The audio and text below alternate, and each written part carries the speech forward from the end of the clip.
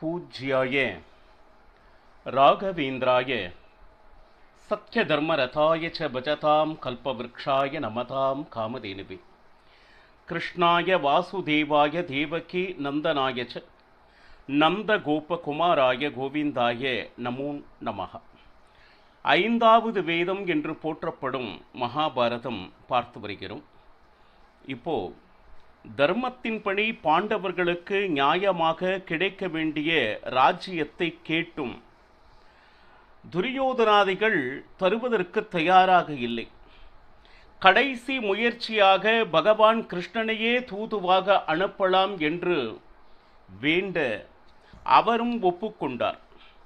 வழிநெடுக தோரணங்கள், அங்கங்கு கட்டிடங்கள், விருந்தோம்பல், இப்படி பிரமாதமான ஏற்பாடுகளை செய்திருந்தான் திருதராஷ்டிரன். ஆனால் இவை அனைத்தையும் ஏறெடுத்தும் பார்க்காமல் நேரே சென்று விதுரனின் வீட்டில் உணவுண்டான் அப்படின்னு சொல்லிட்டு. ஏன்னா பகவான் என்றுமே பக்த பராதீனன், பக்த வச்சலன். பக்தனன் வீட்டிற்கு கேட்காமலே வருவான். ஏன்னா உள்ள நயவஞ்சக எண்ணத்தை வைத்துக்கொண்டு இவ்வளவு ஆடம்பங்களை காண்பித்தால் உடனே பகவான் மகிழ்ந்து நம் பக்கம் வந்து விடுவான் என்கின்ற எண்ணம் துரியோதனாதிகளிடம் இருந்தது என்பதை அறிவான் பகவான் கிருஷ்ணன்.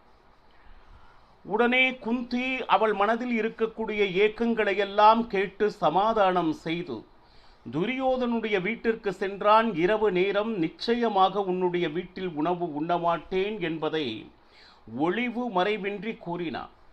ஏன்னா உலகமே போற்றி புகழும் பாண்டவர்கள், தர்மத்தின்படி வழி நடப்பவர்கள், அவர்களுக்கு நியாயமாக கிடைக்க வேண்டிய ஒரு விஷயத்தை தர மறுக்கும் ஒரு வீட்டில் நிச்சயமாக நான் உணவு உண்ண மாட்டேன்.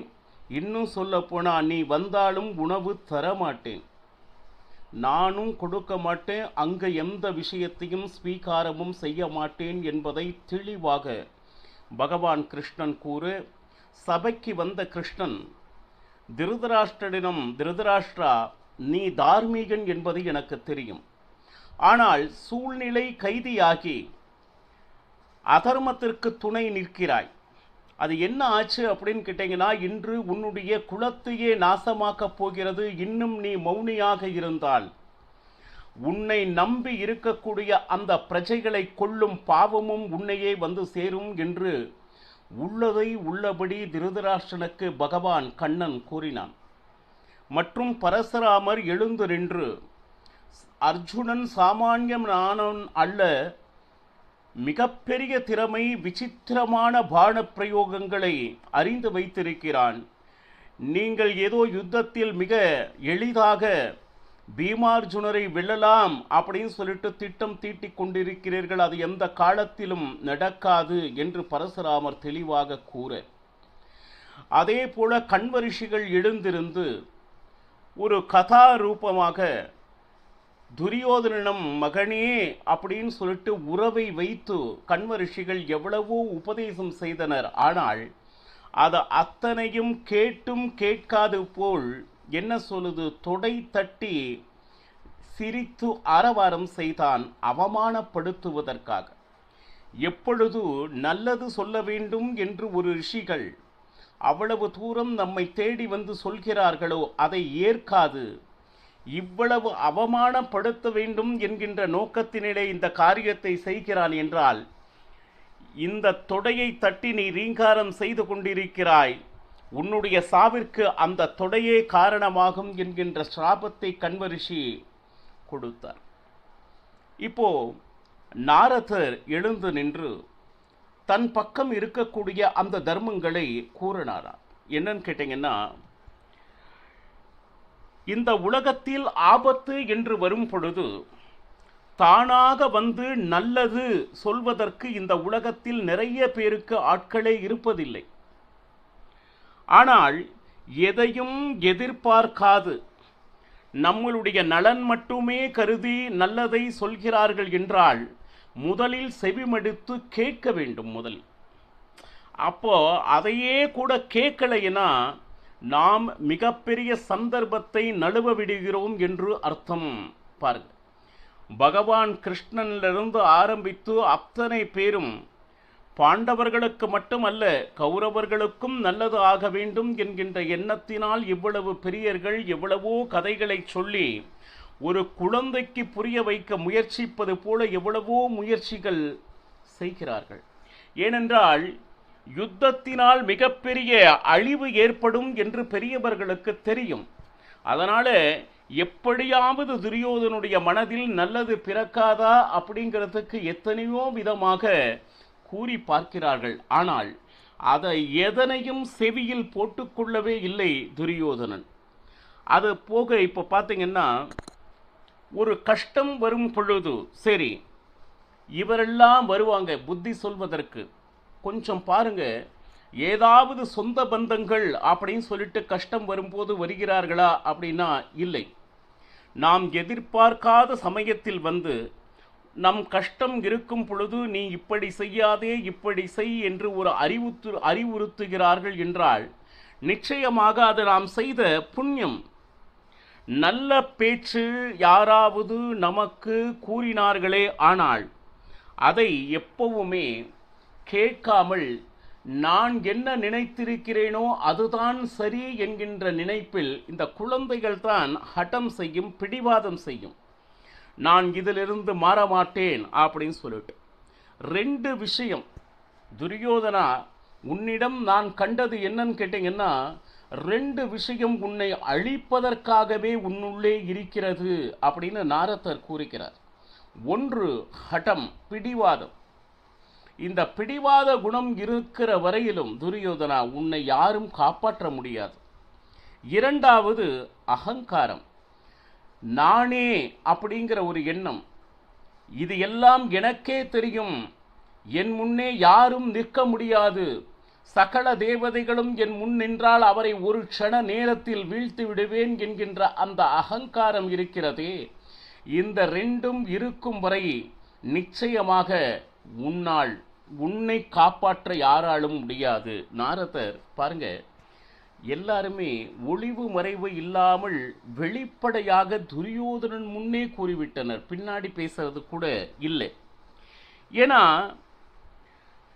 நல்லது எவ்வளவு சொல்றாங்களோ அதையெல்லாம் எவன் ஒருவன் அதை நல்லபடியாக வாங்கிக் கொள்கிறானோ நிச்சயமாக தானும் நன்றாக இருந்து தன்னை சார்ந்தவர்களையும் காப்பாற்றும் ஒரு நிலைக்கு வருவான். ஆனால் அந்த நேரத்தையும் யார் ஒருவன் பயன்படுத்தவில்லையோ அப்ப தானும் அழிந்து தன்னை சார்ந்தவர்களுக்கு அழிவிற்கும் காரணமாவான் அப்படின்னு சொல்லிட்டு பாருங்க. அது மட்டுமல்ல, ஒரு சின்ன ஒரு விஷயம், ஒரு கதை தன்னை நாரதர் கூற ஆரம்பிக்கிறார். விஸ்வாமித்திர ரிஷிகள் சரி தபம் செய்து கொண்டு இருந்தார். அந்த விஸ்வாமித்திர ரிஷிகள் தபம் செய்யும் பொழுது பரீட்சை செய்வதற்காக பாருங்க யமதர்மராஜன் என்ன செய்தான், வசிஷ்டர் ரூபத்தில் வந்தார். வந்து என்ன பண்ணார் அப்படின்னு கேட்டீங்கன்னா, மத்தியான காலம் விஸ்வாமித்திர ரிஷிகளே எனக்கு பசியாக இருக்கிறது, அன்னம் வேண்டும் என்று கேட்க, பாவம் விஸ்வாமித்திர ரிஷிகிட்ட எதுவுமே இல்லை. இருந்தாலும் அங்கும் இங்கும் தேடி அலைந்து சிறிது அந்த அரிசி தனை சேகரித்து சுட சுட அன்னத்தை செய்து கையில் பிடித்தபடி, அப்போ அன்னம் தயாராக இருக்கிறதுன்னு விஸ்வாமித்திரர் தேடும் பொழுது அதற்குள் இந்த வசிஷ்ட ரிஷினா யமதர்மராஜன் வசிஷ்ட ரிஷி வேஷத்தில் வந்திருக்கிறார் இல்லையா, பக்கத்தில் இன்னொரு ரிஷியினுடைய ஆசிரமத்திற்கு சென்று உணவு அறிந்து விட்டு வந்து விட்டார். விஸ்வாமித்திரர் கையில பார்த்தீங்கன்னா அந்த பாத்திரத்தில் சுட சுட சுட சுட அன்னம் இருக்கிறது. இவர் சாப்பிட்றான்னு சொல்லிட்டு கொண்டு வந்திருக்கிறார் விஸ்வாமித்திர ரிஷி. அவர் ஏற்கனவே உணவு உண்டு விட்டு என்ன செய்ய அப்படின்னு சொல்லிட்டு கேட்க, கவலைப்படாதே விஸ்வாமித்திர ரிஷிகளே, இதோ இப்போ போன உடனே வந்துடுறேன், வந்து நான் அதை ஸ்வீகாரம் செய்கிறேன் என்று வசிஷ்ட ரிஷிகள் செல்கிறார். சரி இவர் வருவார் அப்படின்னு சொல்லிட்டு பார்த்தோம்னா பாருங்க, ஒரு நாள் 2 நாள் இல்லை, சுமார் 100 வருஷ காலம்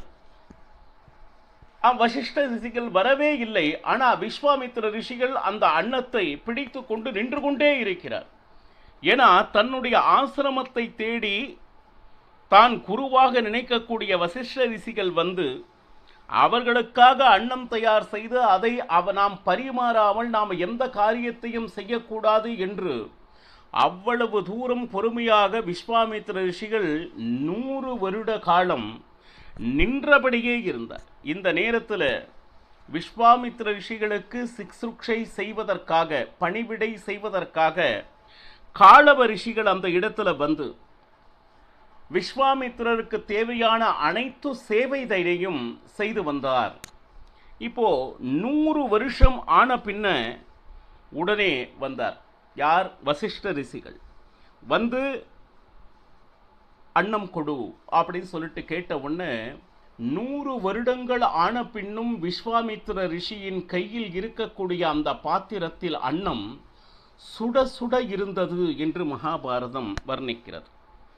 உடனே அதை ஸ்வீகாரம் செய்த வசிஷ்ட ரிஷிகள் மிகவும் சந்தோஷப்பட்டு, விஸ்வாமித்திர ரிஷிகளே, நீங்கள் பிறப்பில் சத்திரியனாக இருந்தாலும் 100 வருட காலம் இந்த அன்னத்தை எப்படியாவது தன்னுடைய குருவிற்கு தர வேண்டும் என்று காத்து நின்றீர்களே இல்லையா, நீங்கள் பிராமணர் ஆனீர்கள் அப்படின்னு சொல்லிட்டு சாக்ஷாத் யமதர்மராஜன் மகிழ்ந்து ரொம்ப சந்தோஷமான வார்த்தைகளை கொடுத்தான் விஸ்வாமித்திரருக்கு. ஏன்னா சத்திரியர்களுக்கு இந்த தாழ்மை, அதாவது பொறுமை கண்டிப்பாக இருக்காது. 100 வருட காலம் ஒரு இடத்தில் நிற்கிறான் என்றால் அந்த பொறுமை யாரிடம் வருகிறதோ நிச்சயமாக அவன் சத்திரியன் இல்லை. பிராமணனுக்கு எவ்வளவு குணங்கள் வேண்டுமோ அத்தனை குணங்களையும் நிரம்பியவராக நீர் ஆனீர் அப்படின்னு சொல்லினோன்னு ரொம்ப சந்தோஷமாச்சு. இப்போ காலவ ரிஷிகள் அவரும் கிளம்ப வேண்டிய ஒரு நேரம் வந்தது. தன்னுடைய குருவாக நினைத்த விஸ்வாமித்திரருக்கு பாருங்க, குருவுக்கு தட்சணை கொடுக்க வேண்டும் அப்படின்னு சொல்லிட்டு விஸ்வாமித்திர ரிஷிகளிடம் கேட்கிறார். குருகளே, இத்தனை காலம் உன்னுடைய ஆசிரமத்தில் நான் இருந்தேன், சரி, அதற்கு நான் குரு தட்சணையாக ஏதாவது ஒன்று கொடுக்க வேண்டும் என்று நினைக்கிறேன் என்று காலவ ரிஷிகள் கேட்க, விஸ்வாமித்திர ரிஷிகளோ எதுவும் வேண்டாம், நீ தாராளமாக செல்லலாம் அப்படின்னு சொல்லியும் பலமுறை இவர் கேட்டுக்கொண்டே இருந்தார் காலவ ரிஷிகள். அப்போ விஸ்வாமித்திர ரிஷிகள் என்ன கேட்டார் அப்படின்னு கேட்டீங்கன்னா, 800 வெள்ளை குதிரைகள், அதாவது காது மட்டும் கருப்பாக இருக்க வேண்டும், 800 வெள்ளை குதிரைகள் வேணா குரு தட்சணையாக கொடு என்று விஸ்வாமித்திர ரிஷிகள் கேட்க, என்னப்பா ஏதாவது ஒன்று கேட்பார், நாம் எளிதாக கொடுத்து விடலாம் என்று நினைத்தோம். 800 வெள்ளை குதிரைகளாக இருக்க வேண்டும், காது மட்டும் கருப்பாக இருக்க வேண்டும், இந்த குதிரைகள் எங்கு இருக்கிறது என்றே தெரியாது, எப்படி நான் அதை பிடித்து வந்து குருவிற்கு தட்சணையாக கொடுப்பேன் என்கின்ற மிகப்பெரிய குழப்பத்தில் இருந்தார் காலவ ரிஷிகள். அப்போ அந்த நேரத்தில் கருடன் வந்தான். கருடன் வந்த உடனே காலவ ரிஷிகளை பார்த்த உடனே, என்ன ரிஷிகளே, ஏதோ ஒரு குழப்பத்தில் இருப்பீர்கள் என்று நினைக்கிறேன் அப்படின்னு சொல்லிட்டு காலவ ரிஷிகள் கூறுகிறார், எனக்கு இந்த உலகத்தில் வேறு யாருமே இல்லை கருடா. சரி, ஏன்னா இந்த மாதிரி குதிரைகளை கொடுக்கிறேன் என்று வாக்கினை கொடுத்து விட்டேன் விஸ்வாமித்திர ரிஷிகளுக்கு. நான் எப்படி அந்த குதிரைகளை சம்பாதிக்கப் போகிறேன் தெரியவே இல்லையே அப்படின்னு சொன்ன உடனே கருடன், கவலைப்படாதே காலவ ரிஷிகளே, நான் உங்களை அழைத்து செல்கிறேன் அப்படின்னு சொல்லிட்டு பாருங்க. இந்த நேரத்தில் கருடன் காலவ ரிஷிகளுக்கு திக்குகளினுடைய மகிமையை கூற ஆரம்பிக்கிறான். திக்கு என்றால் திசைகள் என்று பொருள். ஒவ்வொரு திசையும் எப்படி மேன்மையானது என்கின்ற ஒரு விஷயம், எந்த திக்கில் போனால் இந்த மாதிரி குதிரைகள் கிடைக்கும் அப்படின்னு சொல்லிட்டு, முதலில் பூர்வ திக் அப்படின்னா கிழக்கு திசை என்று பொருள். இந்த உலகத்திற்கு வெளிச்சம் கிடைக்கக்கூடிய முதல் திசை எது அப்படின்னா சூரியன் உதயமாகக்கூடிய திசை கிழக்கு. அது மட்டுமல்ல, சாத்தியர்கள், சித்தர்கள் இவர்கள் அனைவரும் இந்த கிழக்கு திசையை பார்த்தே தபம் செய்து கொண்டு இருக்கிறார்கள். அது மட்டுமா அப்படின்னு கேட்டிங்கன்னா, சூரியனுடைய அந்த கிரணங்கள் விழுவதால் மிகப்பெரிய பெருமை வாய்ந்த திசை எது அப்படின்னா அது கிழக்கு. ஏன்னா இதை தர்மத்தின் கண் முதலில் இந்த உலகத்தில் திறக்கும் திக்கு எது என்றால் கிழக்கு. அது மட்டுமல்ல, இந்த கிழக்கு திசையை பார்த்து கொண்டு அமர்ந்து யாகத்தினில் ஆகூதி யார் கொடுக்கிறார்களோ சகல தேவதைகளும் வந்து ஸ்வீகாரம் செய்வர். அப்பேற்பட்ட மகிமை வாய்ந்த திக்கு எது அப்படின்னா கிழக்கு. அது மட்டுமல்ல, எல்லா தேவதைகளினுடைய ஆசீர்வாதம் கிடைத்து சம்பத்து நிறைய கிடைக்கக்கூடிய திக்கு எது அப்படின்னா கிழக்கு. இந்திரன் தன்னுடைய பட்டாபிஷேகத்தை செய்த திக்கு எது அப்படின்னா அது கிழக்கு. இதில் அது மட்டுமல்ல, துஷ்டர்களை சம்ஹாரம் செய்யக்கூடிய திக்கு எது அப்படின்னா கிழக்கு. இப்படி கிழக்கு திசையில் அமர்ந்து கொண்டு எத்தனை சாதனைகள் நடந்திருக்கிறது, எவ்வளவு விசேஷமானது என்பதை கருடன் காளவரிஷிகளுக்கு சொல்லிக் கொண்டிருக்கிறான்.